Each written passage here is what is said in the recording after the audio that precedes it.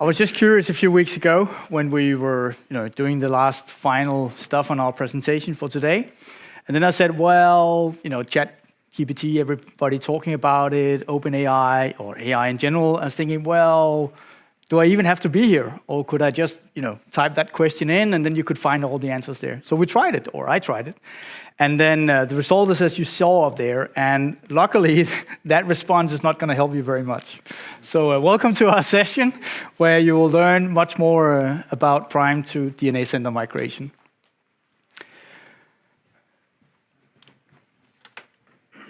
Cool. We have an agenda for you today, and we're going to do something different than what you usually see at Cisco Live, and that is that we are actually going to start off with the migration demo.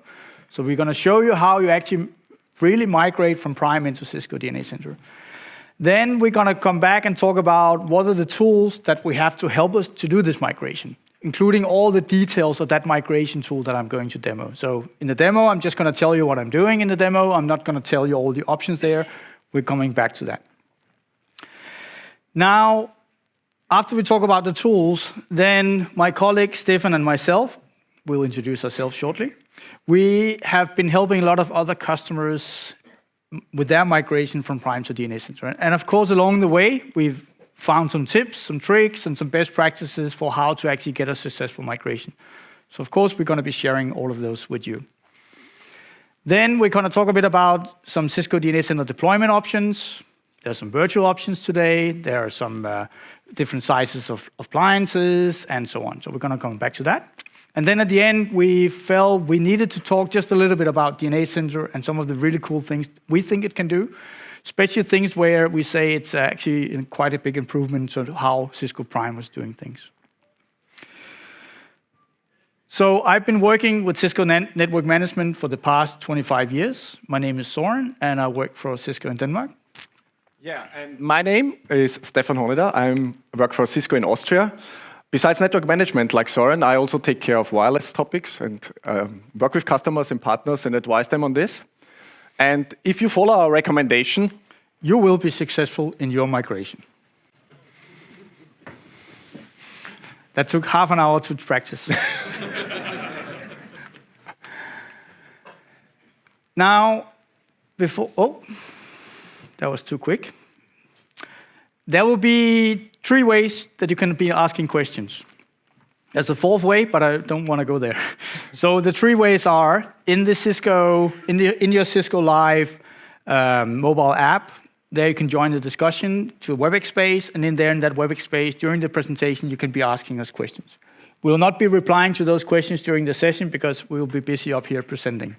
But we will make sure that any question that comes into that space that is related to Prime to DNA Center migration, we'll get those answered before Cisco Live is over.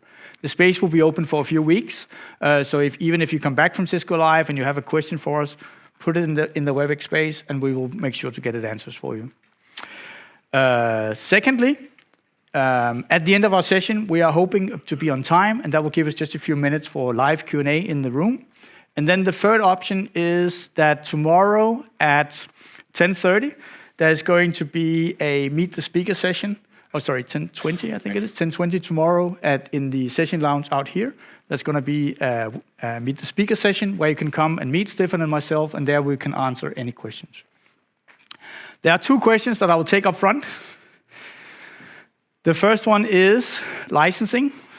We are not going to be covering licensing in our session. I saw all the sad faces. No, we're not going to cover licensing. If you do have any license questions, come tomorrow for Meet the Speaker. We'll be happy to take any license question there if you have any of those. Secondly, when is Prime going away? We have heard a strong rumor saying that in March or April this year, there'll be an official announcement for Cisco coming out with the end of sale of Cisco Prime. End of sale meaning we are announcing that we will stop selling Prime. So there'll be a period of time where you can still buy some licenses, not that I recommend you do that, but where you can still buy some licenses, and there'll be also a period of time where we still support Prime.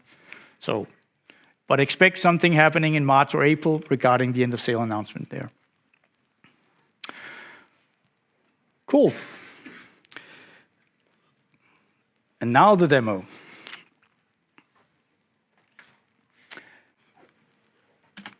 In my lab, I installed a fresh new Cisco DNA Center. And just to prove to you how fresh it is, I'm just going to go now into the network hierarchy of Cisco DNA Center. And there I'm going to show you that, of course, it's a new installation, so of course it's fully empty. I'm also going to jump into the provision inventory to see what do I have in my inventory on my Cisco DNA Center. As you can see, that's a pretty empty Cisco DNA Center. Then I'm going to jump over to my good old Prime platform. And there I'm just going to jump into the my wireless maps. So you can see that I actually have a network hierarchy in the wireless maps, that I have some floor maps with some drawings on it and with some AP settings on those floor.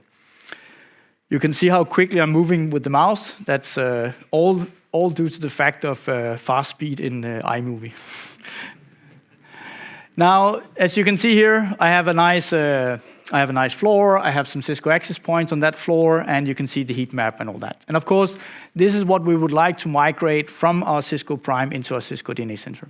I, of course, also have some other devices than wireless devices in my inventory, so just to show you that, I'm jumping into the network devices here, and you can see that I have indeed some other devices than wireless devices in my lab. Then I jump into the Prime to data migration tool. And for those of you who haven't seen the later versions of Cisco Prime, you'll notice that we moved now the tool into the front of the menu here. And we also renamed the tool from being called the coexistence tool to now be called the data migration tool. Then I launched the tool. And the first thing I do in the tool is I type in the credentials of my Cisco DNA Center. Not doing all the best practices that we're going to talk about, but then one thing you'll notice here is this little green icon. You want that green icon to be there. You don't want it to be a round red bubble. And again, in the tips and tricks and best practices, we'll come back to why you don't want that. Moving on, I go into the sync settings. I just leave everything at default. I move into the select groups. So here I can choose what part of my network hierarchy do I want to migrate from Prime into Cisco DNA Center. And I just open it up and I choose my Cisco Denmark. And then I select what should be the parent, meaning where should it come into my Cisco DNA Center. Maybe I already created a hierarchy in Cisco DNA Center where I wanted it to be, but in this case, I just put it under the global. And I move ahead from there. And once I've done that, I click on Next. I don't want to migrate in the CLI template, so I just click on Next again. And then when I get to the summary here, I can see, okay, these are the groups, these are the devices, these are the maps that I'm planning on migrating. Once I'm done with that, I simply click on the Force Sync. I click on the Yes button. Prime now calls up to DNA Center and moves all the data. The geeky ones in the room will recognize that wasn't really a proper dialogue, but that was the one that was in iMovie. Good, so once this migration is done, and you can see from my lab with a few locations and a few buildings and I think like 6 or 7, 8 floors, it took about 2 minutes, right? So pretty fast. If you have a big network, 500 locations, 1,000 floors or something like that, that would probably take half an hour to an hour to do the full migration. Once I'm done with that, I can jump over into my Cisco DNA Center, and we can now jump into the network settings, into the network hierarchy again. And we can see that now I have a nice network hierarchy. Looks very similar to the one I had in Prime, funny enough.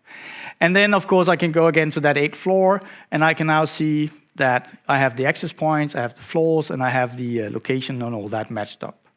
I can also go into the inventory. Oh, I can just show a new feature here of DNA Center where I can actually see the switch that is actually also assigned to that floor, and also you can see that switch is the one that's where these APs are actually physically connected. I go back into the inventory, and there I can see, okay, all the other devices that you saw before I had in my Prime, I now have these in Cisco DNA Center as well. So that's really how easy it is to migrate from Prime into Cisco DNA Center. So with that, I thank you for coming and hope you'll...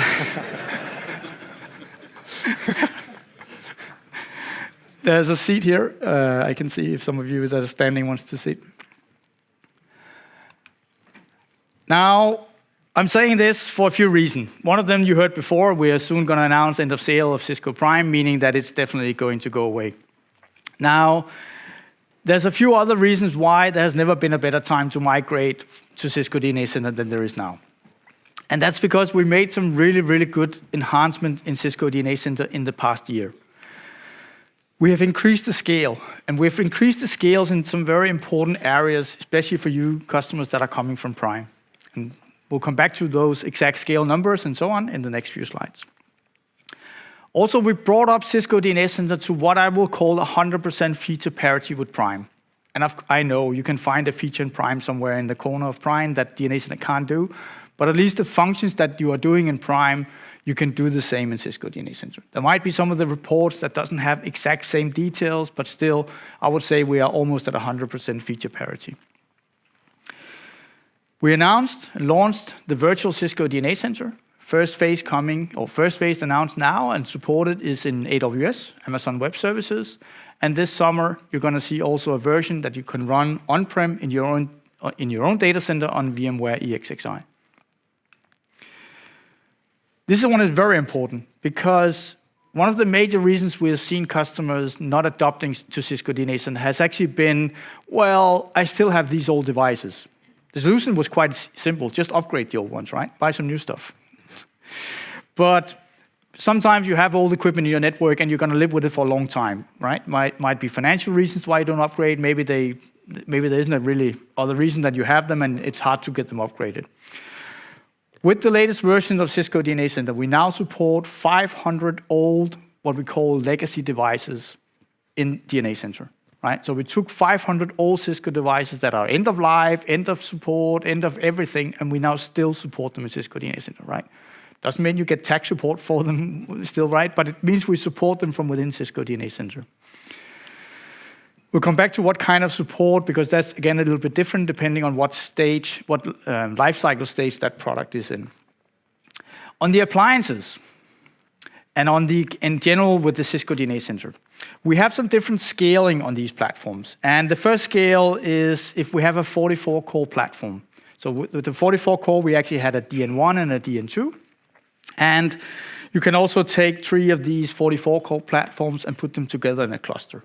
If you put 3 44 today, you get the same scale. So you don't get higher scale even though you take 3 platforms and put them together. So why would you put 3 of them together? Well, for high availability, of course. That part, Stefan will come back to later in the presentation as well. Also, the virtual appliance that we announced running in AWS will have the same scale as the 44-core appliances. We also have a large appliance. This is a 56-core platform. And if you take 3 of those large appliances of the 52 cores and put together in a cluster, then you get a bit higher scale.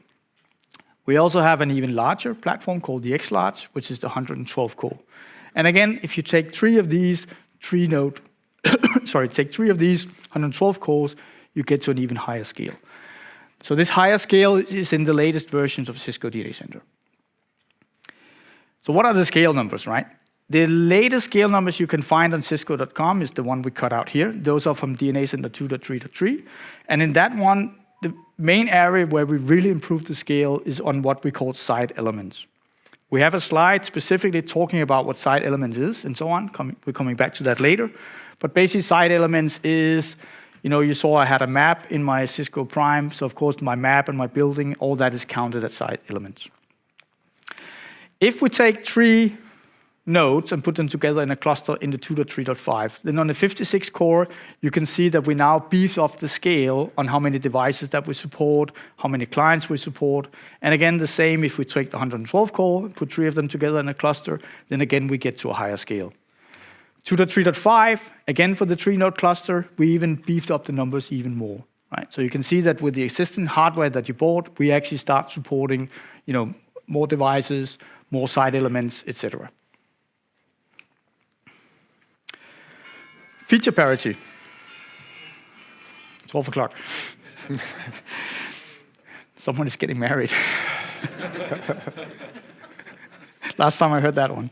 Okay, so regarding the feature parity, so this slide talks a bit about what happened in 2.3.4, where were we with feature parity, where are we in 2.3.5. I think, as you can see, we put them all in green. Some of them are sitting at 90%, some are sitting at 95%. In general, as I said earlier, I really think that all the features that we have in Prime, we now have them in Cisco DNA Center. Might not be done the same way, of course, because they are different platforms, but all the features and solutions we have them now in Cisco DNA Center. So why is it so relevant to talk about a virtual Cisco DNA Center? And the reason for that is that 95% of the Prime installations that are out there today, they are all virtual, right? So of course, we needed also a virtual option for Cisco DNA Center. Somebody in our business unit chose to come out with the AWS, the cloud-based version first. And then again, as I said, this summer, you're going to see also a on-prem version that you can run on your VMware EXXi in your own data center. It will be the same platform, I mean, the same scale. It's going to be the same devices that will be supporting. It will be the same features, etc. So it's completely the same image. You're just running it in AWS or on-prem in your data on your VMware. Legacy support. So this is, for me, actually the most key feature that we added to Cisco DNA Center, that we now officially support all these older devices. And we're not stopping. There are still some devices. I think we calculate we have around 1,000 legacy devices. We now support 500 of them. So there's still 500 to go. Actually, what the BU did was quite clever, because we do get some feedback from all these existing Prime installations. And some of the feedback we get from all the existing Prime installations is what kind of devices are they monitoring. And actually what the BU said, okay, let's take the top 500. They actually did it in 3 steps. So they did 150 and 150 and then the rest. And then they said, okay, we just take the ones that most people are using. So I think within those 500, it's the majority of what people are using. Right? We have sometimes in Cisco a product that we actually didn't sell that much of them, and there might be one customer in Alaska that's having 2 of them sitting on a truck or something. And of course, at some point we will support it in DNA Center, but not in this phase, right? Now, what's important to understand is that a product can be really in 2 phases, right, in its life cycle. It can be end of life and it can be not end of life. End of life for legacy device means that the device has passed its end of life. So if you go to cisco.com, you might not even be able to find it. You can't find any software for it, anything like that. For those type of devices, we support discovery, inventory, topology, device uptime and reachability. We support Connected Archive, and we support the device refresh workflows. Then if a device is not end of life, you can still go to cisco.com and you can pull down software. So for those devices, we now also support the SWIM, so the software image management. Now that DNA Center can go to cisco.com and actually pull down some software. And we support config provisioning, meaning we can configure the device from within Cisco DNA Center. We can get health information and insurance information, depending on what the device can actually deliver. And then, of course, we have compliance, which is a new functionality we're also going to come back to talking about, and we support that as well. Now, third-party devices. So third-party devices could be your dishwasher or your, whatever can have an IP address, basically, and it can talk SNMP MIP2. But we also have some devices in Cisco like our iOS XR, so products we have in our service provider portfolio. Those actually comes under that third-party devices. So if I have such a third-party device, if I have such a Cisco device like an ASR 9K or an NCS 520 or something that's run iOS XR, I can still get them into DNA Center, see if they're up and running, see where they are in my topology, and I can discover them and so on. If you want to find out, well, do the devices that I have, are they actually in that supported range or not? Then you can go to this legacy device support compatibility matrix, and you can click on it. And once you click on it, you will be able to actually see the full list of devices that are supported and what features that are supported on those devices. If you want to download them, you can download them in an Excel format, and then you can search on it on your laptop and do whatever. If you want to pull out all your devices from Prime, then you can start doing some magic comparison and quickly figure out if all your devices are supported or not. But as you saw in the demo, I used a tool to do the migration, but we have some other tools as well, and I will ask my colleague Stefan to talk about that. Thank you. Yes, so you saw the demo and almost over the session, right? No, just joking. So the data migration tool, the name tells you what it does, is just the second tool you would use in your migration journey, actually. The first step is that you would have to have a meeting either with Soren or myself to understand am I ready to migrate? And we have shown you multiple angles where this can be true, right? On the scaling, on the legacy device support, so many things. Since it's a bit hard to scale across Europe, me too, there's actually a tool that helps you on this journey. It's called the Prime to Cisco DNA Center Assessment and Readiness Tool, short PDOT, and I will call it PDOT going forward, because the other one is just too long to name. And this is the tool which helps you to basically understand, is my network, is my Prime, can I go to Cisco DNA Center? Is this something I can do? What is this tool about? So it is a non-invasive tool. So it does not change anything on your Prime. It does not change anything on your network devices. It just checks what are you currently using actually. What does that mean? Soren spoke about features and functionality that we basically have capabilities that are matching. And this is exactly what it does by doing checking your use cases. So are there things that are you currently using in Prime infrastructure? And it gets this by checking what you have done basically. Is this something we can support you with on Cisco DNA Center? And where can you find it? Because it might not be in the same menu that you would search it for. It's the scaling, and Soren has already mentioned a lot about scaling. I have also one comment on this one. It's reports. By reports, I'm talking about you get Cisco Prime infrastructure, send you monthly, weekly reports on various things in PDF, CSV files. Cisco DNA Center can do that as well. The device compatibility and the platform side. The output of this report is basically a PDF one. Yes, there's a JSON and a log file for deeper analysis, but the PDF one is the one we are looking at. So how does this look like? So this is a screenshot, basically, of one of this report. And I'm not going now page by page and explaining the things, so I assume you can do that on your own. But what I want to tell you is the important stuff, where I would say focus on those things because those might be misinterpreted. First of all, scale. The left side of this table basically tells you what are the scaling numbers on your Prime infrastructure. Yes, you count them manually, that's also possible, but the tool just does it for you. On the right side, you will then have basically the comparison, okay, which DNA center would be this? So we have seen, right, Soren has a slide with many numbers. Yes, you can do it manually. The tool will tell you this. Just bear in mind, when we increase the scale on Cisco DNA Center, the PDOT tool follows after a couple of weeks. In that short period of time, you potentially see a misleading number. So that's the only thing I want to say with this slide. Use the tool. It will give you good guidance. If you're unsure at one number or very close to the limit or shortly above, just check the data sheet if it has changed. Now, what's a scaling figure? I always remind my customers. So I said I'm from Austria. It's quite a small country, but actually, even in that small country, we had customers that are hitting a site element limit on Cisco DNA Center. And the reason for that is basically how it is counted, because you potentially be surprised how many side elements you currently have in Prime that you haven't been aware of. And the simple cause is that if you take this example, a campus, a building with 2 floors, Prime would say, yeah, this is a campus, because that's what it counted for. But on Cisco DNA Center, these are 4 side elements. So just want to be sure this number might be higher than you expect. But as said, last release, we tripled it actually, and I don't see that as a big challenge anymore. Okay, when you scroll through the report, I said there are the use cases, the reports, everything like that will be matching. Okay, you are using it, this is in DNA Center. What I want to highlight is when you come to the last page, there are some detailed information that is very important. For example, and I said it before, I'm also doing wireless. One part that you potentially have done using the AP planning tool in Prime infrastructure. There's a tool, you click on it, it gets in a pop-up, and you can plan some AP deployment. It's not Ekahau, right? So Ekahau is the right tool to do it seriously, but it gives you a good guidance on planning APs. Prime tend to don't bother if you used one name multiple times. Cisco DNA Center is more strict on this. It's just not possible to migrate over if you have that. The detailed report will highlight that. So you can take action and can do it like Soren showed in the demo, next, finished, everything green, right? The last bullet item here, latitude, longitude.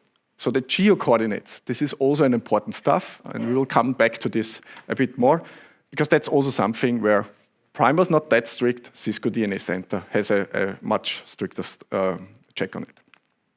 Okay, how do you get to this report? So there are 2 ways to run this PDOT tool. And as I said, it's a non-invasive tool. It does not change anything, but it depends on how you install it that you have to plan for it. You can do it in the advanced mode, and the next slide will tell you why advanced. through CLI, which basically means you get the tool on your Prime and run it, no PI repo, so it's really something you can do today. If you want to install it very easily, through a simple software update like every other Cisco Prime infrastructure patch, you can upload it in the GUI. The only thing is you need to reboot your PI in that process. It will tell you that, but be aware of this one. So why CLI install? And this is it's on the top right for your reference slide. Don't expect you to read it right, but just there are 4 steps. You need to download it, get it to your Prime, make it executable, and then basically execute it. This is what you need to do. And so it's more or less advanced. Let's put it this way. This is the output you will see. And once the tool finishes, it tells you that it put the PDF report under the following path. And typically, it will be local disk default repo, where you will find the report afterwards to download it. Yes, the GUI installation is quite simple, right? It's a software update. You go under administration, software update, you upload the file, you say install, it will install and tell you, I will reboot PI. Yes, okay, fine. Reboot your PI. Once it's done, the only thing you need to remember is, again, the 3rd bullet item.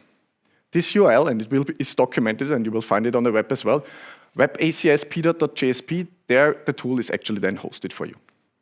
And if you open this page after logging in to Prime, it basically gives you one button, nothing to fail, run pdot, it will run, and then you get a download button for the PDF. What are the versions that we would recommend and that you should run? Basically, we always recommend run the latest version, just also because of the scaling that it matches. The version 2.02, if you run the tool, is actually called update 3 in the download portal. This is the idea of the slide, so that you're not confused. What is that, basically?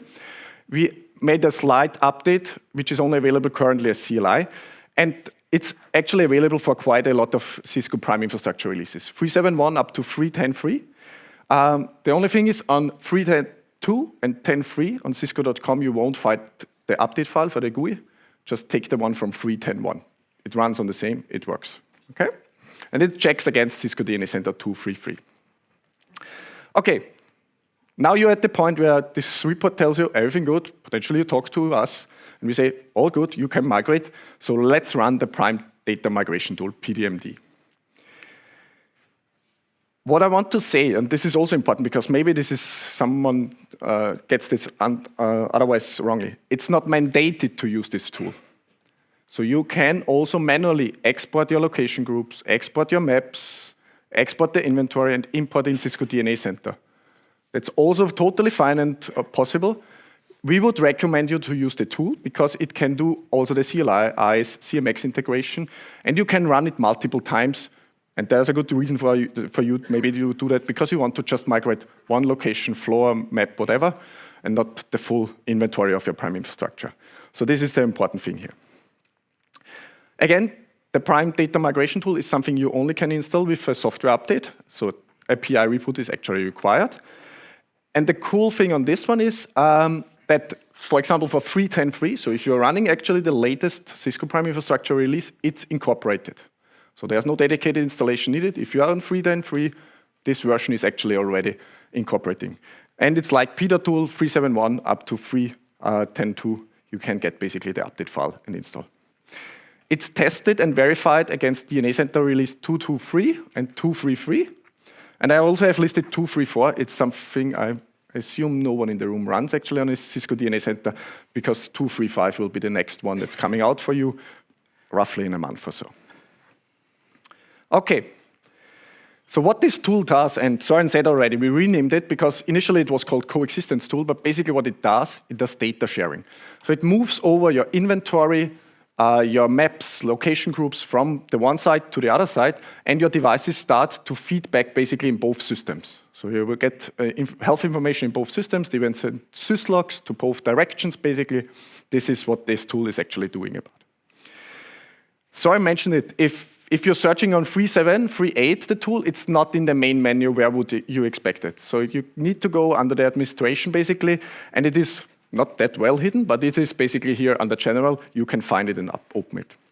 For 3.9, 3.10, it's in the main menu. So if you're running one of the recent releases, everything good, you should not be surprised where to find. Soren showed you the flow, and as he said, he did not explain every option in his demo because then it would be quite a lengthy thing. And I think what's important, since it's a practical stuff we want to share, is what are the things you should take care of and what our tips are. First of all, a connection user to your Cisco DNA Center. Yes, for test purpose, it works obviously to use the admin user, but we would highly recommend to have a dedicated user for this one. Because then afterwards, you will also be able to see in audit logs and information what is actually done by the tool and what is done by the admin by a user. You need to be a super user role on Cisco DNAC side if you're using that one. If there is the potential that you need to split your single prime infrastructure instance to multiple Cisco DNA Center, and it will come later today to some points why this could be. Scaling would be one point, for example, or things like that.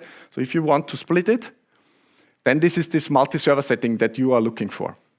Because basically the tool, when it runs, like Soren demonstrated, it syncs to one Cisco DNA Center. And when you want to run it against another one, because like EMEA, you want to move to Cisco DNA Center EMEA that you deployed, and you have one for Americas, then you run it basically at a second time, and just in between, make sure that you are saving the state you had. On the sync settings, the default settings is what we would recommend, especially on this automatic sync. Let me explain shortly why. Because it tells you that I can enable automatic sync. And if you click on this question mark, the tooltip will explain it, and I highlight it here. That only means that it will automatically sync devices that are added, switches, under a location group that's synced, adding location groups under a group that I have already created. It does not, and I'm the wireless guy, many of my customers do manage maps, AP positions, and they would potentially expect, if I move an AP a meter up, down, left, right, that the map gets migrated. This is not happening automatically. You have to run the tool on purpose to get your maps updated on Cisco DNA Center side. So in general, we would advise you to do it anyhow on purpose, because then you are in control when happens something. Because potentially something fails at your Cisco DNA Center or at your prime, and you're blaming a tool that you think has run. It has never run, but if you don't have the checkbox marked, that's the advice from our side. Then, like Soren demonstrated, you select the group which you want to migrate, and then you select where you want to put it actually.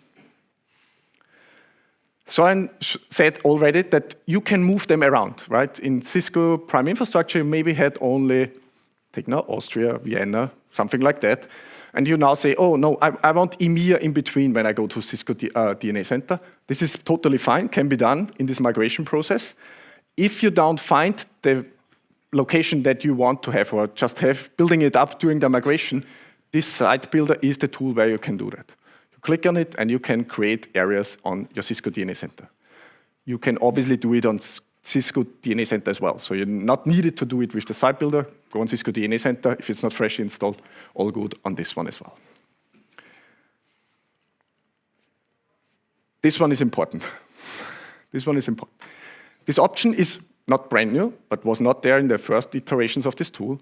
But it's important to understand the meaning of it. You have done the migration once. You have moved, for example, one building, one area to Cisco DNA Center. Then you come a week later and say, like, now I'm ready to move the other area. And people tend to uncheck what they have migrated, check the new one they want to migrate, and do it. And what will happen is the same that will happen if you have this one enabled. It basically says, already migrated sites that you now unselect, I will delete because I think you don't care and want to get it removed. It tells you that will be deleted, and it will do it. And it will remove also the devices under these groups from your Cisco DNA Center. So this is not a joke, this is really doing what it's telling you. So most of the time I see people that they actually want to have it that way. I just want to, that Prime forgets that it has done it, but does not touch my Cisco DNA Center anymore. So if you're in the process, in the mind of, let me move Denmark to Cisco DNA Center, now let me move Austria, and I do that 1 week after another, and I just want to select the area that I want to migrate, then uncheck this box. Otherwise, you might be a bit surprised and call me. Yeah, delete unmapping. I said already that detailed results of the PDOT report basically tell you if there is geo-coordinates missing, since Prime was not that strict on this one. The new version of the tool actually prevents you to go further actually in the process of migration.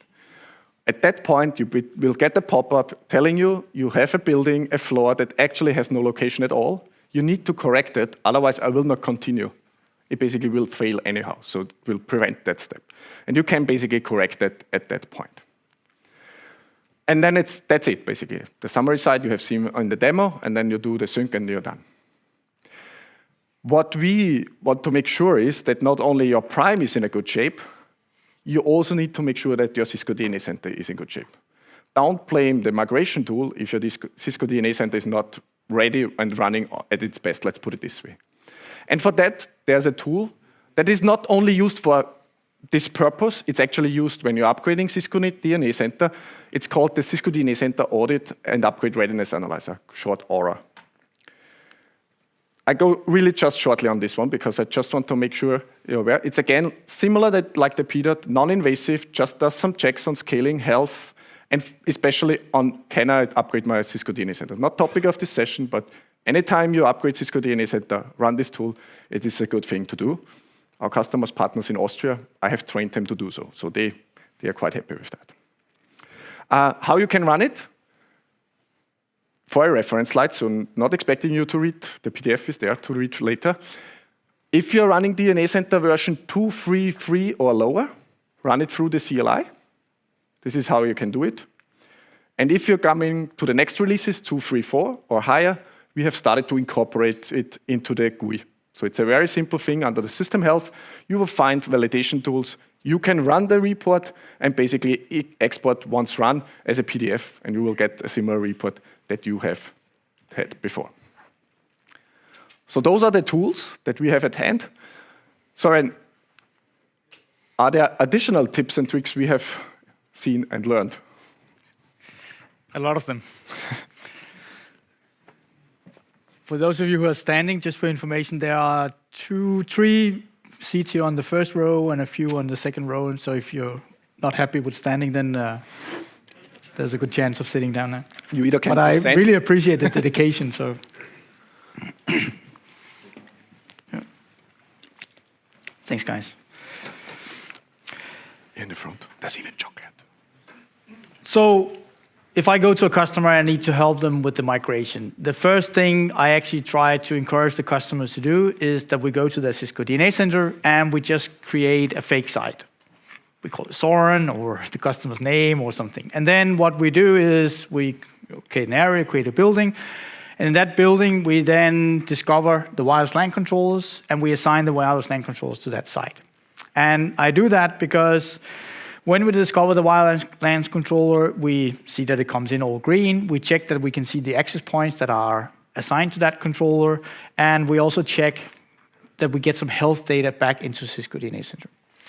And the reason why we do that is that there can be actually a few issues when you are doing the discovery or in the migration, or there can be some issues with your wireless LAN controller. That means that, well, something we need to fix before we can continue. First one is to make sure that when you are discovering your 9800 wireless LAN controllers, make sure that you configure the netconf port as part of the discovery job. Netconf port should be set to 830. Because if you don't do that, then that streaming telemetry information coming from the wireless LAN controller into Cisco DNA Center, all that health data coming in, well, it isn't coming in. Now, another thing we quite often see is that there might be a firewall or some access list or something in the data center between the Prime platform and the Cisco DNA Center, or between the Cisco DNA Center and the devices. And if there is that, then there has to be there's a lot of ports that has to be open in one or the other direction. Some are TCP, some are UDP. And there's a really good document, a security best practices guide that you can find on cisco.com. That's the URL you have there. And that one explains all the different ports that has to be open. Between Prime and Cisco DNA Center, there's also some ports that has to be open. We have a slide with that coming up soon as well. But make sure that you have this, because of course, if DNA Center can't speak to all the devices that you are giving it, that Prime is telling it there is, then of course you won't be very successful. Also, and this one is the one that's a bit tricky. Make sure that your 9800 wireless LAN controller has access to that CRL URL, the URL specified in the CRL, the certificate revocation list, make sure that the wireless LAN controller has access to it, right? Because if it can't verify the certificate from DNA Center, and again, it won't speak to Cisco DNA Center. On the 9800 wireless LAN controller, there's an easy workaround. You just turn off on that 9800 that it should do the CRL check. And then again, it can speak with Cisco DNA Center and accepts the certificate.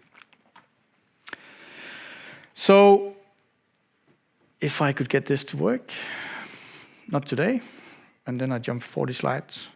Okay, so when you open the data migration tool, and if you get to this red button up here on the right, the text says Cisco DNA Center certificate invalid.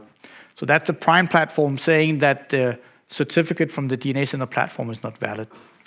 That happens if you ran the migration tool, and then at some point you went to your Cisco DNA Center, you did a software upgrade, maybe you reinstalled it, or at least something that changed the certificate on DNA Center.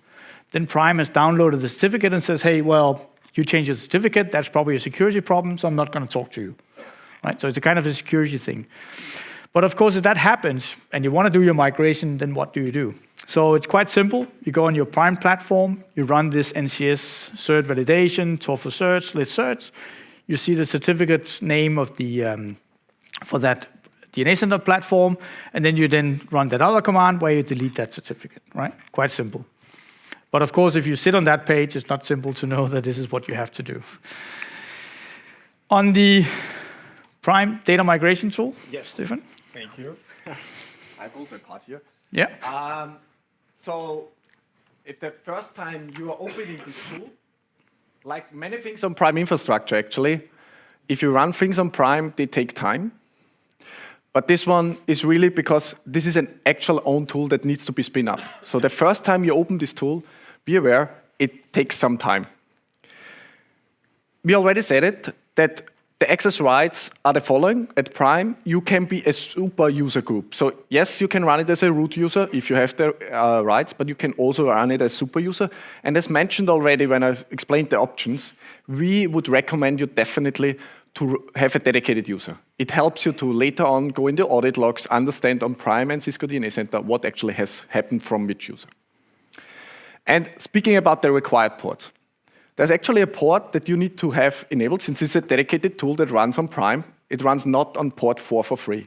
So between your web browser and your Prime infrastructure, this is actually the port that needs to be enabled, 8078.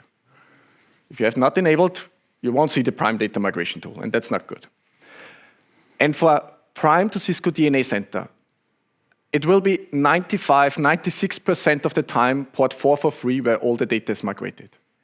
However, depending on some functionalities you have used in Prime infrastructure, those additional ports, there's an HTTP connector and things like that, that would require you to also have those ports enabled.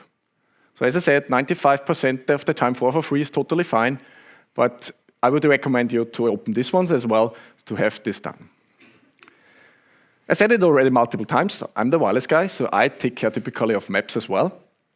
What is important on Cisco DNA Center is, opposite to Prime infrastructure, where you had always just the hierarchy elements, campus, building, and floor, you can have on Cisco DNA Center areas, within areas, within areas, and we can go on until the end of the session.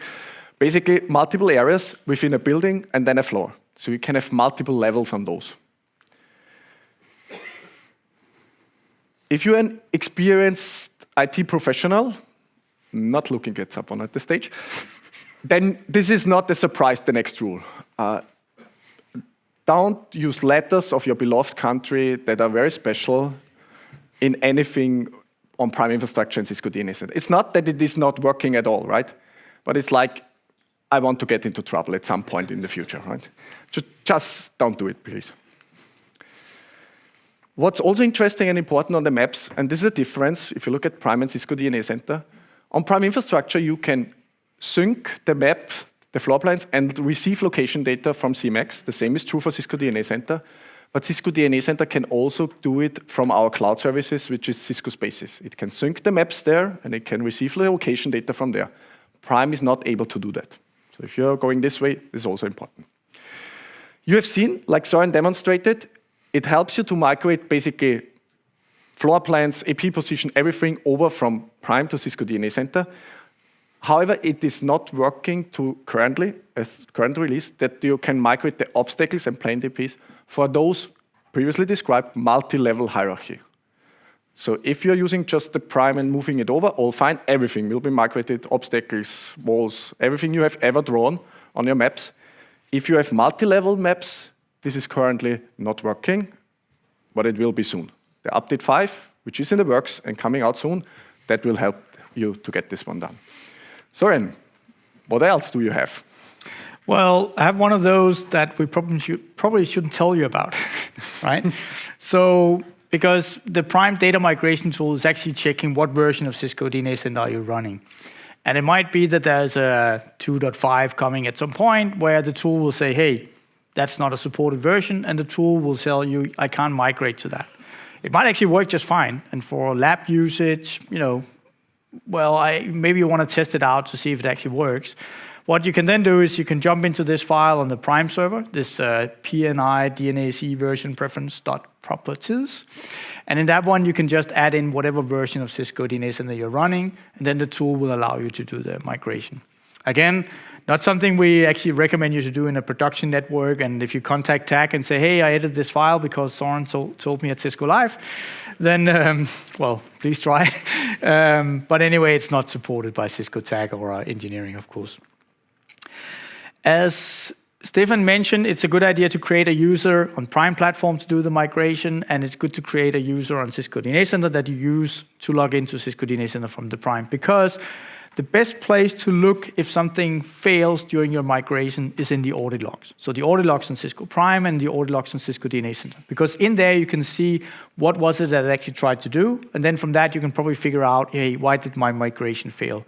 Maybe I had some problems on my maps, maybe I have a old database in Prime that's not really perfect. Anyone ever seen that? Sorry. So of course there can be cases, but you can usually read through that, the audit logs, and figure out what actually went wrong. There's also of course a log file for the whole migration tool, but that's a very long log file, and it can be a bit of a challenge to read through it and find exactly why it went wrong. So recommend the audit logs. On Prime, sometimes we've seen customers, especially for the wireless LAN controllers, where should I assign my wireless LAN controllers? Well, maybe I don't have a building where they actually, so I just assign them to the system campus. But DNA Center doesn't allow you to assign devices into areas, and since system campus is an area, well, if you do that and you do the migration, your wireless LAN controller will not come over into Cisco DNA Center. If you then follow my previous tricks about first discovering all the wireless LAN controllers, well, then actually you're lucky, then that isn't actually going to be a problem. If you're using 9800 wireless LAN controller and you want to run both Prime and Cisco DNA Center at the same time, and you want health data from the wireless LAN controllers coming into both platforms, then you need to run a minimum of 17.6 version on your wireless LAN controllers. And that has to do with the number of streams that are supported. Streams meaning how many streaming telemetry sessions that can run from the wireless LAN controller to Prime and Cisco DNA Center. So you can't have both at the same time in versions below 17.6. And now, the very official Cisco Live 2023 chocolate break, which is, hopefully you didn't eat your chocolate already, or... First year we did the chocolate break, we were so encouraged, so we opened up some chocolate here and were starting to eat it and figuring out that when you're speaking, having chocolate in your mouth is not a good idea. So I stopped doing that. Okay, we continue.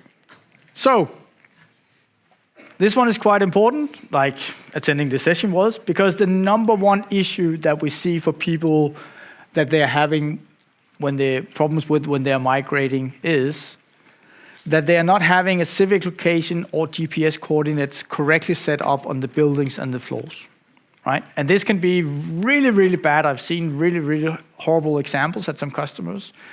And the reason for that is that Prime in the older versions, Prime 1.2, 1.1, 1.3, 2. Whatever, it was not really checking what you were doing, right? So you could have a building and you put the address in on the building, then you went to the floor, and the floor you gave the GPS location 1.1, right? Which is somewhere outside Africa. And Prime was just like, well, You type in what you want, I'm happy about it, right? DNA Center is not. So DNA Center will fail in your migration if you have that. If you have a floor with a civic address and a building with a civic address and a floor with a GPS location, and they don't match, Prime will not migrate. Even sometimes if it matches, the migration tool will still fail, right? It's very unpredictable. So what can you do about it? Well, you can go into Prime, and then you can go into the inventory network device groups, and then you can check that the civic location is set on all places, right? Or the GPS coordinates, and you can check if they are really the same and all that, okay? So that's quite easy if you have a lab like mine. Probably takes me about 5 minutes to go through all of them. But if you have 500 locations and 1,000 floors, well, you don't want to do that, right? So for that, what you can do as a quick fix, or easy way of fixing it, is that you go into the same place, inventory network device group, and then you can export this file. And you export it in PI format. You can also export it in APEM format, so the pre-DNA Center format. But you export it in PI, and then you open it up in your favorite Excel, or you can even open it up in a text editor, and it's a comma-separated file. Now, in this file, you can see here some examples. In red, you can see that I have buildings that have a civic location, and I have floors that has a GPS location. As such, it's not a big problem that I'm mixing it, unless if they're not matching. And you can see in this example here, I have a floor in blue, where actually I put in that this would have a civic location, but I didn't type anything in. Could also been it was a GPS location, and there wasn't any GPS location. So if I do this for a large Prime customer, and I export this one, we've been able to very quickly identify where are there problems. And actually what we usually recommend, or what I've seen and I recommend to do, is to say, well, let me choose civic location all over, or let me choose GPS locations all over, because then I can just copy the cells on the right. I can just copy the information from the building into all the floors. Of course, make sure the building has the right address, but if the building has the right address, just copy that to all the floors. Then your migration will be successful when you migrate over. One thing, and especially if you have Excel on a Mac, don't even bother, right? Because Excel on Mac does strange things. I haven't succeeded, and I'm not an Excel magician, but I have not succeeded taking the file into Excel, changing it, saving it, and making it work, right? Excel does strange things. So I can correct it with a text editor, doing a bit of copy pasting and changing stuff, because the worst part is when you take it into Excel, the first thing Excel does per default is to remove those, what do we call them, quotation marks, right? So that goes away. Okay, then you need to re-add them, or you can again go back to how you imported it in Excel and then tell it, hey, don't remove the quotation marks. But then when you save it, it adds 4 more quotation marks, right? I don't know why, but it does it. So I would actually recommend to use either a text browser, or if you are really good with Excel, or you have Excel running on a Windows platform, there it seems to work better, at least. Okay, but be aware that the file has to be comma separated still, and it has to have the quotation marks around the text when you are going to import it back into Prime. Because that's, of course, the next thing you do after you did all the changes in it, to the file, you re-import it in, and then this importing updates it in your Cisco Prime. And you now have something that is now, you can migrate from Prime into Cisco DNA Center without running into it, stopping and not importing all those sites that are not having the right civic location or GPS address. Quite often we have customers saying, hey, that network hierarchy I have in Prime, well, it's not really what I wanted, right? That was what it looked like 20 years ago when I started on my Prime journey. I wanted to look different in DNA Center. I want Europe, another Europe. I want the countries in Europe. Well, that's changing, but anyway, I want it to be that way, or I want it another way. The way you can change that is you can go back into Prime, and in Prime you can actually change that. And I know a lot of customers didn't really realize that, but you can go into this, again, inventory network device group, and then you have what's called the parent group. And you can change that parent group, so you can move a building from sitting in one place to actually sitting in another, from one area into another area, as an example. And it moves the floors under it as well. Remember to check the civic location again. The other way is that during the migration, and Stefan already mentioned that you actually have the option with that site builder and so on to actually say, hey, I want this floor to actually sit this way in my Cisco DNA Center. So if you're happy with how things are in Prime, you don't want to change it, you do it during the migration. If you're saying, well, I might as well get it fixed in Prime, well, then change it in Prime first and then do your migration. Very simple. This one's just for your reference slide. Again, not something I would recommend unless you have the need, but let's assume you have a Cisco DNA Center and you're saying, well, in the beginning, I will only use Cisco DNA Center for all my wireless. All my wired devices, my switches, my routers, I want to keep those in Prime, right?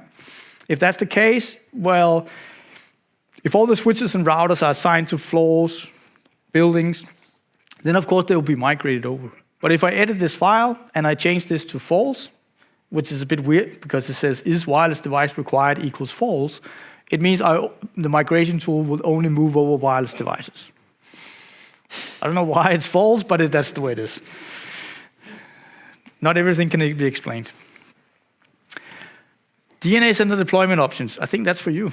That's absolutely right. Perfect.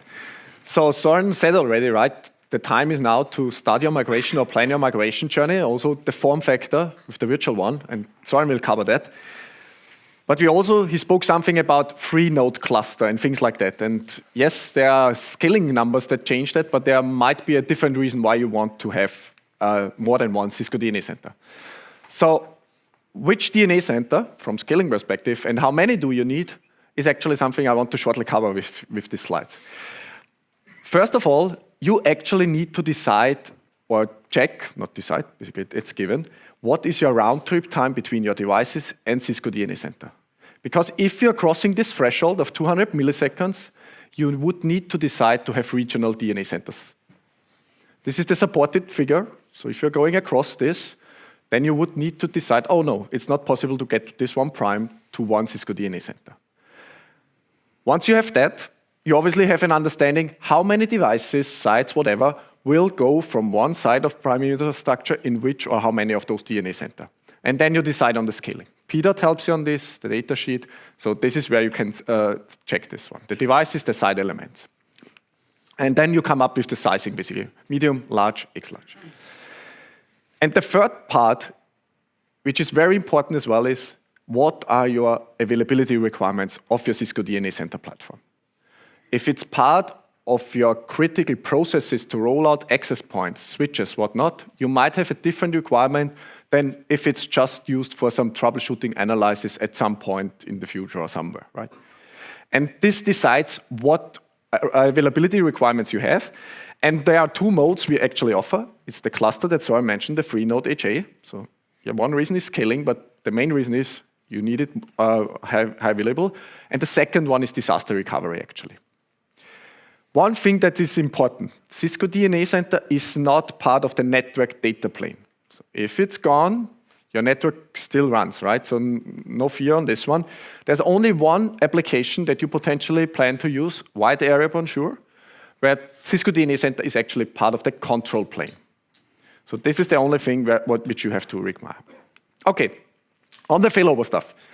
There will be a point in time where something goes wrong, and depending on how much data you are able to lose, or not bother that you are losing, and how long you want it to take that it is back up and running, those are the options you have then to decide. We already said high availability. This is designed to basically have non-stop operation. There are basically only data in flight that goes out, and it's basically coping with DNA center hardware appliance issues, service infrastructure issues within one DNA center. So everything that runs in this, that we are keeping up and running. And it's basically, the failover time is, it's just continuing to restart those services and you are up and running basically in a couple of minutes. If you are more on the edge where you say, okay, 30-minute outage would not be that big of a problem. Also, not having the assurance data on if I have a failover and not having the assurance data, but I want to have my inventory and my devices which continue to report in a new one, then disaster recovery is for you. This is when you plan for, a full site goes out, potentially someone removed BGP prefixes and their data center is gone. Tends to happen sometimes, right? So this is where you have to have disaster recovery sitting. And the third piece, at least in my customer and partner discussions typically, or sometimes, people overseas, yes, we have also backup and restore. I know, and this is the reason why I made it a bit further to the left. you will lose quite some data point from your last backup, and it will take potentially days, weeks, until you get a new appliance chip installed. But it's also potentially viable for your decision. Okay, and so how many appliances do I need? So first decide, do I need regional? Which size do I need? What are my availability requirements? And then you can end up on one of those numbers. High availability, it's 3 for the cluster. Disaster recovery, it's 2. Backup restore, it's a single appliance. And if you want to have high availability and disaster recovery, it's actually 6. So the right IT answer to every question is, it depends, right? 1 to 6, whatever you need, right? So this is the right answer in that case. Okay, and we have another form factor that Soren will shortly explain as well, the virtual Cisco DNA Center. Yeah, I mentioned that already. We launched the virtual Cisco DNA Center. So that gives us all first with the first quiz question. Is this a virtual Cisco DNA Center running in AWS, or is it a prime appliance running in a lab or production? And the right answer to that is no one knows, right? It's impossible to tell because, as I said earlier, it's the same features, the same scale, it's the same functionality, it's the same GUI, it's the same all the way, right? So there's actually no difference on a virtual appliance with what you can do than with a physical appliance. If you don't believe me that we announced it, I hope you do, then of course you can read a very excellent blog by our senior VP, Balaji, and where he actually talks a lot about this new appliance, new virtual Cisco DNA Center, why we launched it, what are going to be the scale requirements if you're running in AWS, what are going to be the scale requirements if you run it in your on-prem VMware data, if you run it on-prem on your VMware EXXi. This blog has a lot of information, and it's actually the only one we're allowed to use when we talk about the on-prem version, right? So we don't have an official announcement yet on the on-prem, but since Balaji was kind enough to write this blog post where he announced it, then we can always refer to that. Now, there'll be 2 options if you want to deploy it in AWS. There's the auto setup. So we made it very, very easy for a customer that might not be so experienced with AWS to actually get a Cisco DNA Center up and running in AWS. We take care of all the security parameter setups and everything like that. So very, very easy to install it and get your DNA Center up and running. We also have an option for the more advanced AWS user where we have a cloud formation template. And with that, you still have to think, well, you deploy your Cisco DNA Center, and then you still have to think yourself about, okay, how am I going to secure that Cisco DNA Center? Am I going to allow people from the internet to access this, or do I want to block it out, or what do I want to do? One thing you have to think about if you are going to deploy it in AWS is, hey, how do I get from AWS back into my network, right? Of course, you'll put it in a VPC in your AWS, but you still need to create a connectivity between that and all your devices, because of course DNA Center wants to speak to all your devices, and your devices want to send something to the DNA Center platform. I think the easiest way of doing that would actually be using SD-WAN. And I'm of course saying that because I like SD-WAN and I sell SD-WAN, but I actually mean it because with SD-WAN you get a connectivity from every single site in your network securely into your Cisco DNA Center. So that's an easy way of not saying, well, now suddenly all my traffic to all my sites will have to go, well, the DNA Center traffic to all my sites will have to go through my enterprise. I can now instead having it going all directly. You can also create just a simple IPsec tunnel between the VPC in AWS and your data center or enterprise or office or wherever you want, wherever the devices that DNA Center should manage are positioned. Then you can also have what is called direct connect. That's a direct connection that you can buy to AWS, where you have like a fixed lease line into their data center. So that's also another option, of course. Just one thing you have to be aware with the running DNA Center in AWS, it's an infrastructure as a service offering, right? So there's no license from us on Cisco's side on the DNA Center platform. You can just take and download as many as you want. You have to pay AWS, of course, for hosting it and running the DNA Center.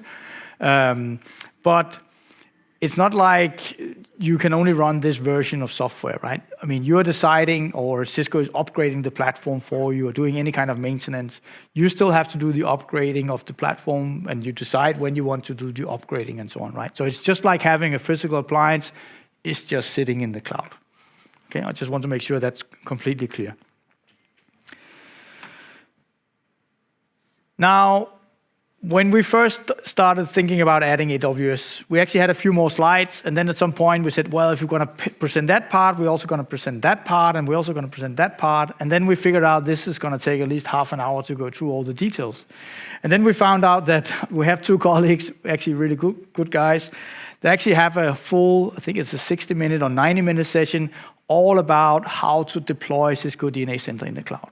So if you do have interest in that, I suggest on Thursday, 8:30 in the morning, there's this session running where you can get all the details that you want and demonstrations on how to actually deploy DNA Center in AWS.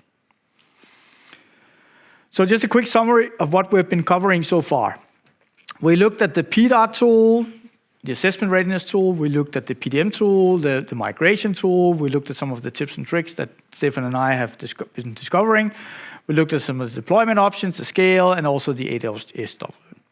So what we will now like to talk about is about some of the features in Cisco DNA Center that are quite different to how Cisco Prime were doing things, and also that we think are really features that you need to know and understand because they are a big part of what Cisco DNA Center does, and it will give you an idea about how DNA Center is actually working. We start off with the compliance function. And actually, in Prime, we also had something called compliance, right? You could build some jobs that ran around and check your configurations to see if you were compliant. Compliance in Cisco DNA Center is very different and much more, because there are actually many different compliance functions in Cisco DNA Center. The first one being the startup versus running configuration. So DNA Center will tell you you have a device that's not compliant if you forgot to actually save your running config to your startup config. Okay? We also have what we call software image compliance, meaning that you can go into Cisco DNA Center and say, all my Catalyst 9300 switches should be running 17.6.3. If they are not, again, it's a compliance violation, and you now have a device that's not compliant. We also check to say, well, we announced a critical security advisory from Cisco's side, and if you have some devices running that software that are actually hit by this security advisory, again, you'll have a violation, so you can see, hey, I have some devices I probably should upgrade to whatever version is where this security vulnerability is fixed, or I should maybe check the devices to see maybe there's a workaround, maybe it's only if you're running multipath BGP that you actually have this issue, so okay, I'm not, okay, I can ignore that issue then. Then we have something in Cisco DNA Center that we call CLI templates, and CLI templates we hook into network profiles and then we deploy them into our network. What we can do is that when we have then deployed some CLI templates in our network, DNA Center will now monitor, are those CLI commands still on the devices? Or did somebody go in and actually change the CLI, right? Manually or somehow else. So DNA Center understands what template do I have and where are they deployed, and it can also check that they are still deployed out there. Then for wireless side, Stephen will come back to how we actually do this, but we have something on the wireless side that we call model config, which is a more intent-based way of configuring our wireless network. And again, when we deploy that from Cisco DNA Center, we can also monitor, is that also then now configured out there? Or has somebody went to the wireless LAN controller on the GUI there or the CLI and changed something? Then DNA Center again has something we call network settings, where it goes out to all the devices that are part of it, and you told it, hey, all the devices should use this DNS server, they should use this NTP server, or whatever you set up in there, and then it checks, hey, is that actually also then configured on the devices, or again, did somebody change it from the CLI or another tool or something? We can deploy application visibility from Cisco DNA Center on our network, and guess what? Compliance function can check, hey, is it actually then also deployed out there? If some devices are end of sale, end of life, we can get, it's not really compliance, right? But we can actually still report on it and say, hey, you have some devices, just so you're aware, they are now end of sale or end of life or something.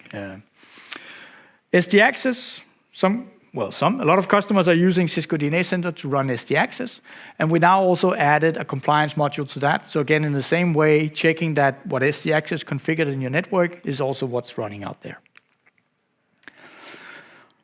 So that's a lot of compliance, right? And I'm not going to demo all of them, but I am going to show you how we're working with the startup versus running configuration and how we're working with the network profile CLI template. So when you log into Cisco DNA Center, actually we added a new device dashboard in the version 2.3.5 called the device dashboard. And if you click on that device dashboard, you actually get quite a nice overview on, do I have some software image, some devices running, not recommended software? Do I have some compliance issues on the configurations, etc., and so on, right? So we actually have a quite nice way. And if I click on that 14 devices not compliant, then I would get into an inventory picture, and then those 14 devices will be filtered out for me, and then I can check each individual to see what is not compliant on that device. To show you how that really works, I'm going to jump to my demo here. And you can see I logged into a Cisco DNA center where there's some wireless clients, there's some network devices, and there's even some critical issues at that point of time when I logged into the platform. So what I'm going to do here is I'm going to jump into my provision inventory, and then I will be clicking here to see my switches, and then you can see I have a switch here in my lab called switch labwap.ciscolab.dk. What you can see of this device right now is that it's compliant. If you look here in the top right-hand corner, you see the button compliant. So this device is right now compliant. I can bring it out of compliance, and I can click on that compliant, and I can see that it's compliant from network settings part, the network profile part, the software image part. Everything's compliant, right? Super good. Now, I then jump to the CLI, and I do an SSH session to the device.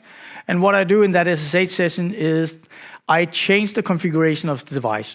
And I'm not just changing any part of the configuration. What I'm actually changing on that configuration is something that I actually configured from a CLI template, right? So I have a CLI template that I deployed on the device where I'm just setting the description of the interface, right? That's really all I'm doing in that. So I now changed that description from my, first I'm showing what is it set at the moment. It says configured from Cisco DNA Center. And now I'm going to change that CLI command to change from the CLI. What then happens behind the scenes is that there's a syslog being sent back to DNA Center. Somebody changed the config. DNA Center then waits 5 minutes, right? So it starts an idle time of 5 minutes because, well, I don't know how you have it, right? But when I go on a router or a switch and I change something, I jump out of config mode, then I think, oh, I should change this as well. Then I go back in, and then I go back out, and then I test it, and well, it wasn't really what I wanted, so I changed it back again. So I'm jumping in and out of configuration mode a lot of times, right? And if DNA Center just, every time it received a message, somebody changed the config. If it didn't just jump out there and read the config, right, it would be doing that all day long, right? So of course they wait 5 minutes, and then at 5 minutes, if I go in config mode and out again, it restarts the timer. So after 5 minutes, DNA Center will now go to the device and say, hey, what's the config now? Somebody went in config mode, did he actually change something? It will read in the config, and then we'll start comparing that config with the previous config. It will check that my running config is been saved to the startup config and several other things. So we just changed the description here on the interface, configure from the side, just because I can, still can. And I then jump back into Cisco DNA Center. And you'll see when I go in on the device, and again, my 5 minutes went past, right? I cut that part out, not wanted to spend 5 minutes talking here. So you can see now that I have now some different compliance violations. I have the startup versus running. So you can actually see from this, it took me 40 minutes that was a long coffee break. So it took me 40 minutes and I came back and you can see, well, one line is modified. We can also see that my network profile, meaning that it knows what you deployed from your CLI template is no longer what's configured on the device. And if I click on this violation here, I can now see that the command that it was supposed to be description configured from Cisco DNA Center is not what's now on the device. In this CLI template compliance part, I don't see what is then configured on the device. But I can see that very simply by going to the left-hand side of the screen here, to the config drift part on the left. And in that config drift, I can then show what was the configuration before I did the change and what was the configuration after I did the change. And that actually doesn't really matter if I configure it, again, from a CLI template or where I configure it from. All the configuration changes that I do, I can see them in this really nice configuration drift where I have my time window on top, and then I can click on these different buttons, and then I can start comparing configuration from different times with each other. which is actually quite nice because this is what, instead of saving the full config and comparing the full configs like I was doing in Prime, here we just see the parts that were actually changed between the different configs. So it's a much faster way of actually finding config changes in your network. Once I'm done with that, I believe I also go back to the summary, and then you can see I have the startup versus running configuration here. And if I click on that one, I can also go in here. I can see how many times I have been good at actually ensuring that's all the green ones. There, my startup versus running was correct. And then the red ones are where, hey, you actually forgot to save your config, where they're out of sync. Cool about this as well is, as you can see here, I have a button called Sync Device Config, meaning I can actually sit here in Cisco DNA Center and do my, copy running to startup config or write mem as some people use.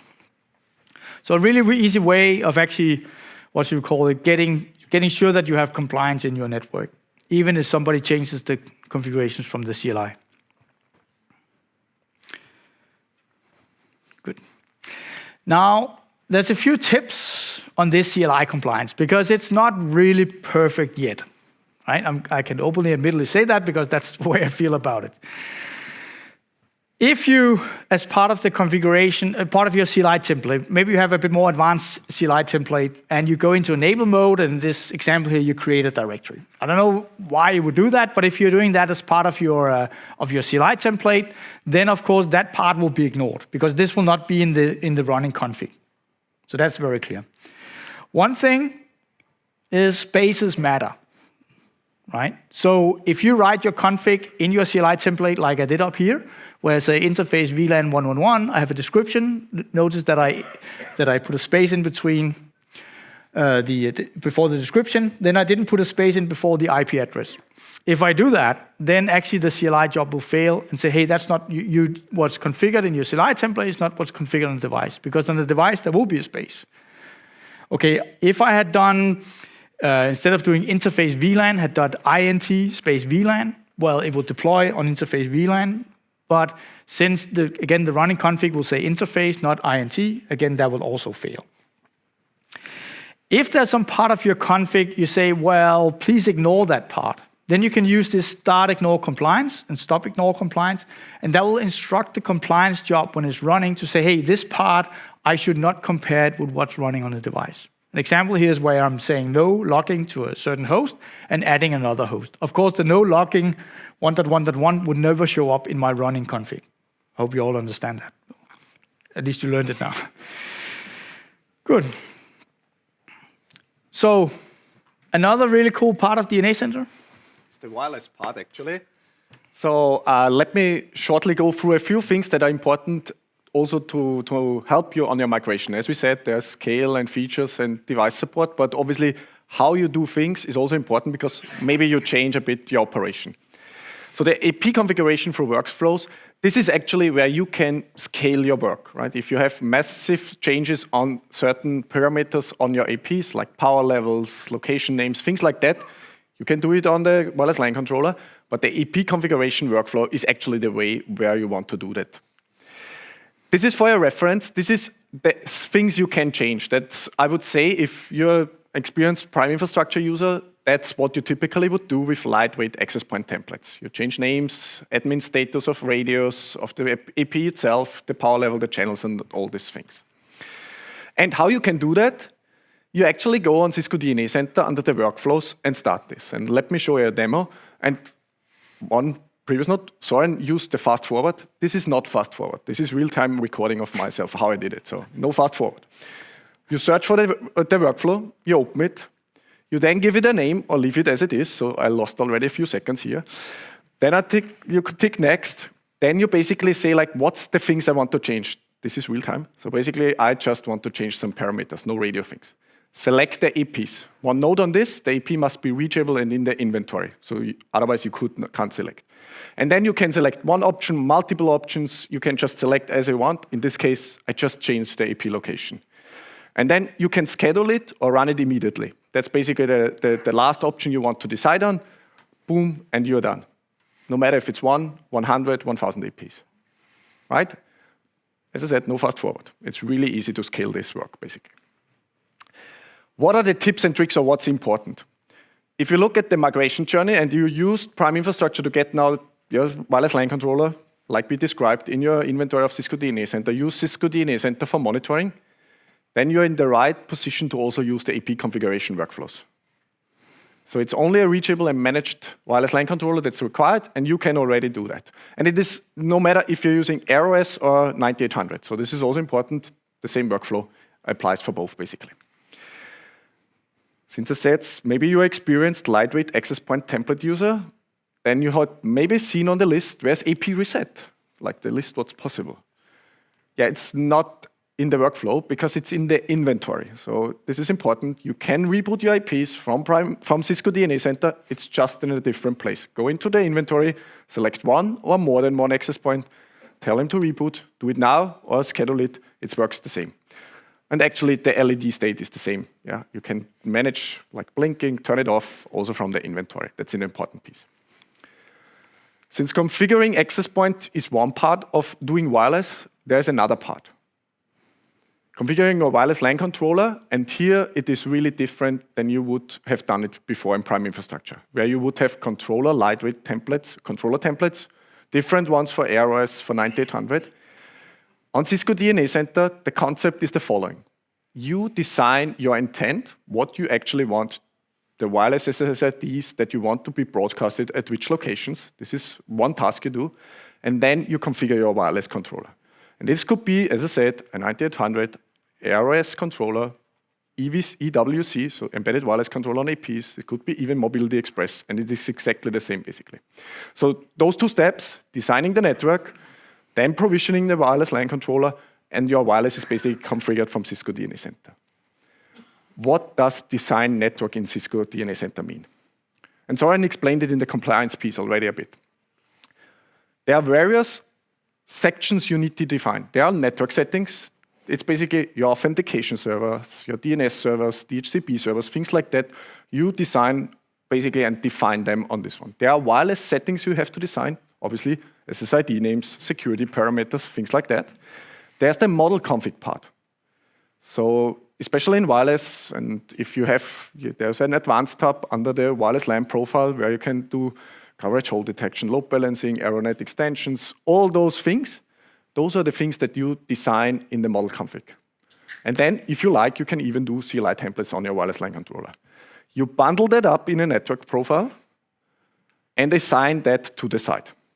That's how you express the intent. Now the network profile, this is what I want to have at this or that site. Once that's done on your site, you basically just need to provision the wireless LAN controller. And once you provision the wireless LAN controller, Cisco DNA Center takes care of translating this one into either the tags that you use on 9800 or the AP groups and flex groups on AirOS wireless LAN controllers. It's just as easy as that. And the cool thing, and this is also referring to Soren's point, once you do that, you have also those as a compliance stuff side already. So as soon as you use this to design it and to deploy your wireless, it will verify is what you have designed actually there. For example, I have, from a lab, disabled and re-enabled things that I actually wanted to change. Stefan, you seem to know a lot about this. So what do I do if I want to know more about this? Yeah, so either we can keep them for another 90 minutes. No, just kidding. No, if you want more, there's actually a session tomorrow. Catalyst Wireless Supercharged by Cisco DNA Center. It's at 2:45, so same time. Delivered by myself. When you want to know more about what you can do with your DNA Center and your Catalyst Wireless, then please join me there. So the key takeaways.